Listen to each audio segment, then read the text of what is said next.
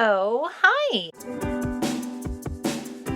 This week, we get to teach this little bean how to clean up after himself, because if you are unfamiliar, this is Bertie Bot, aka Bert, aka Stink Bean. Little dude loves hoarding his toys, and he has so many of them. A really good thing about him is he doesn't destroy them. He doesn't pull them apart or anything. He has, I think, 24 this size, and they're all still completely intact. He's upset I was holding it and not playing with him, so he's taken it now. So it's nice that when we buy him something, like, he has it for a long time. We've had him almost 2 years, and just about every toy I've made or purchased for him, he's still got hanging out. He's like a little baby Smaug.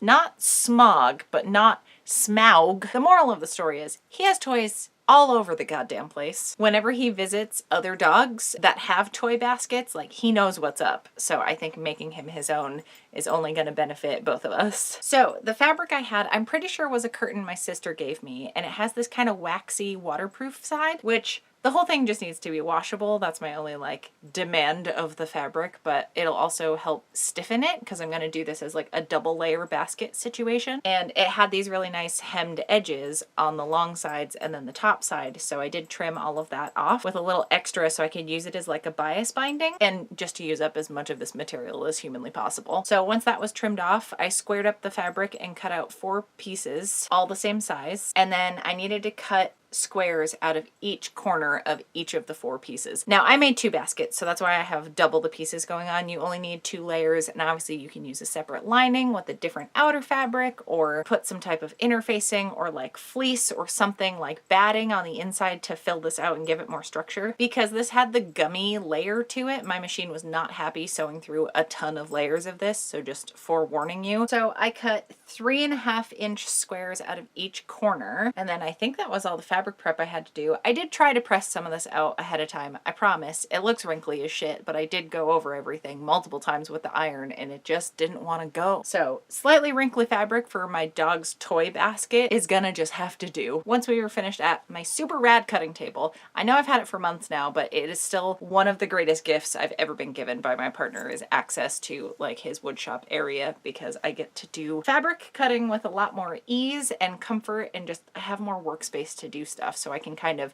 see what I have in front of me. Because sometimes, you know, you cut 2 left fronts because you can't see that you already have 1 left front of a garment or something. Practicing some gratitude for something that I feel very, very, very lucky to have access to.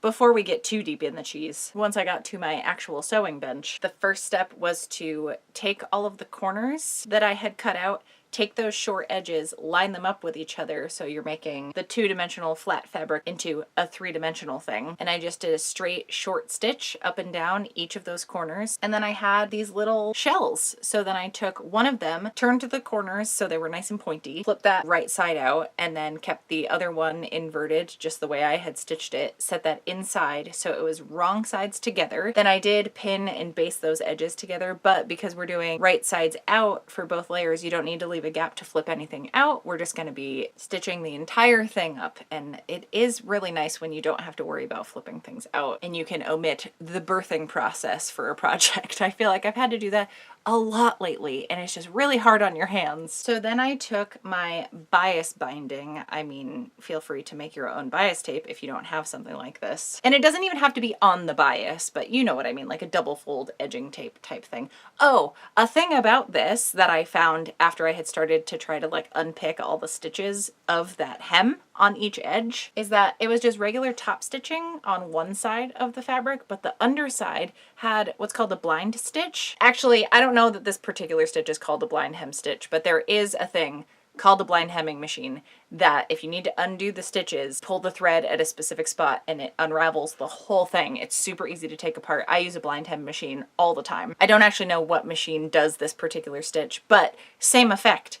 Is I found a certain spot on the stitching and pulled it and the entire thing came undone, because when I first started to pull it apart with the seam ripper, it kept getting stuck because it's really gummy on the back side of this fabric and it didn't want to like go in one smooth action. And then you have a ton of like tiny thread fluffs everywhere and it's a pain in the ass to clean up. You see stitches that look like that, definitely like see if you can just pull it apart in one go. It'll save you from looking like this all the time and just constantly being covered in thread carnage. Hashtag seamstress problems. Okay, so once the 2 basket layers were basted together and I had unraveled all of the edging tape stuff I was going to use, I laid that right sides together to the outside of the basket and then stitched around that whole thing as far as I could. There was a gap. We'll deal with the gap later. Then once that first round of stitching was done, I was able to fold over the rest of that hem, ignore the gap for the moment. And then I did a row of top stitching around that whole thing, and completely by accident, I perfectly lined up parts of the edge tape to the actual basket bit. So it just looks like a seamless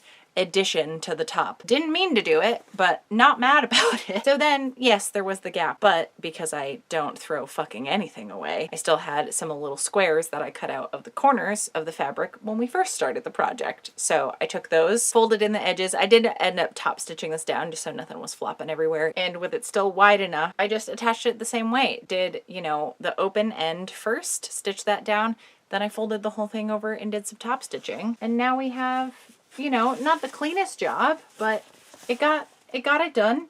Again, this is to put toys in for my dog. Now we've got a little basket. Let us round up some of his babies and see if this is Bert approved or not, if we get the little tiny paw of approval. I hope he doesn't hate it. Worst case scenario, I guess he thinks the basket itself is a toy and then runs away with it. But again, he doesn't really shred stuff, so like, what's he gonna do? Best case scenario, all of his toys go in the basket and stay in the basket. So when I have to get up to pee in the middle of the night, I don't accidentally step on a squeaker and then set him off and he wants to play when I'm just like deliriously trying to get to the bathroom and back and get back to sleep as quickly as possible. And frankly, it's on me for not making sure all his toys are cleaned up because he's a dog. He doesn't know how to put things back. Okay, I collected all the ones I could find.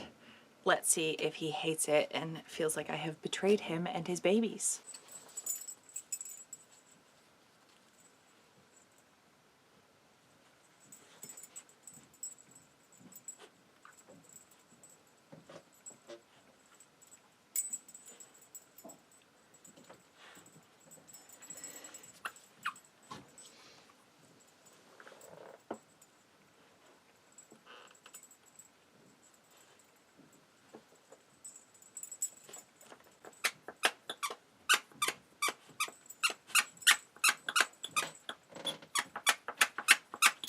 Well, he seems to not completely hate what I did with his toys. Is this acceptable, having them all in one spot? He just wants to go play with the rest and find the perfect one. I'm gonna go in a minute so that I can go play with him because I can't bring all his toys to him and then not play fetch.